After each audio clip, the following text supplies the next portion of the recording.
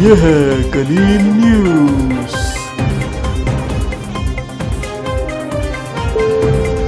डहर की से असलम हुसैन की रिपोर्ट। डहर की कॉटन फैक्ट्री में इफ्तिताई तकरीब में मुसल्लह अफराद की फायरिंग, हिंदू ताजिर गोलियां लगने से जा भाग, एक बच्चा जख्मी।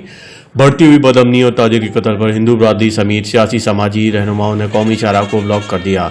MNA सरदार खालिद खान लोन धरने की जगह पहुंच गए। 2 दिनों में मुल्जिमान गिरफ्तार करने की यकीन दहानी कराने पर धरना खत्म। सिंध पंजाब ट्रैफिक की आमदोरफ्त 5 घंटे के बाद बहाल। DIG सखर भी डहर की पहुंच गए।